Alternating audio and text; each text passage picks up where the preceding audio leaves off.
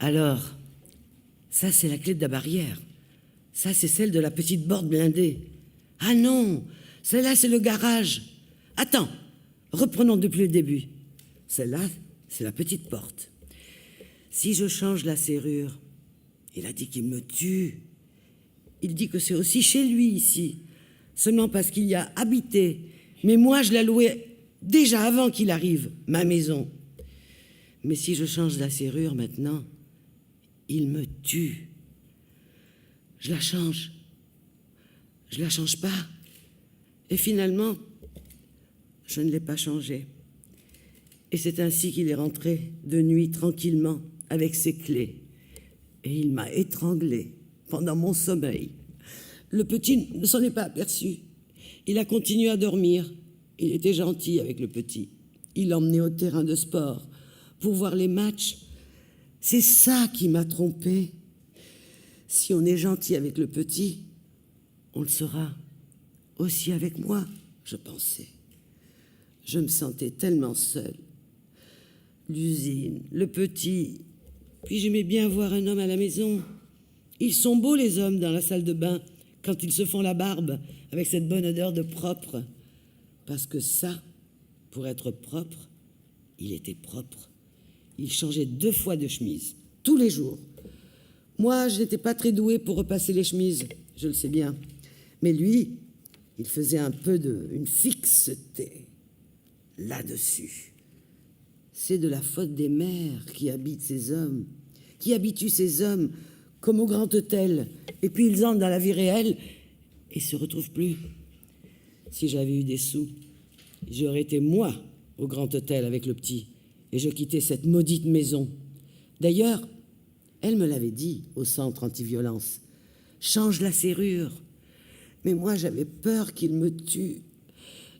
Je l'avais hurlé à tout vent.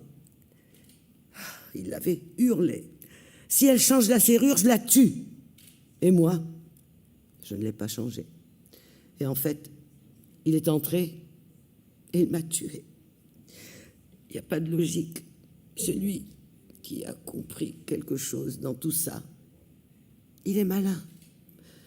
Alors donc, ça, c'est celle de la porte d'entrée. Non, de la barrière. Il entrait, il sortait à toute heure, comme bon lui semblait. Il allumait la télé en plein volume pendant la nuit. Il réveillait le petit. Il vidait le frigo. Il mangeait des courses de 2 jours. Il était habitué de se servir comme il en avait envie. Puis il venait dans la chambre à coucher. Et là aussi, il se servait comme il en avait envie. Il n'y a que les clés de la salle de bain qu'il n'avait pas. Et là, je pouvais m'enfermer pour pleurer en paix. Et pourtant, après la dernière discussion, il avait l'air calmé. Tu verras qu'il a compris, j'ai pensé. Il ne m'a même pas dit, si tu changes la serrure, je te tue. Alors je me suis dit, peut-être bien que demain, je la change. Alors, je n'ai pas eu le temps. Il m'a tué avant. Moi, je ne voulais pas lui faire du mal. Je voulais seulement le quitter. Ou plutôt, je voulais que lui, il nous fiche la paix à moi et au petit. Mais lui, chez sa mère, il ne veut pas y retourner. Et pourtant, sa mère ne repassait. Mieux que moi, elle repassait. Il me disait toujours, tu devrais demander à ma mère qu'elle t'apprenne. Je n'ai pas eu le temps de le faire.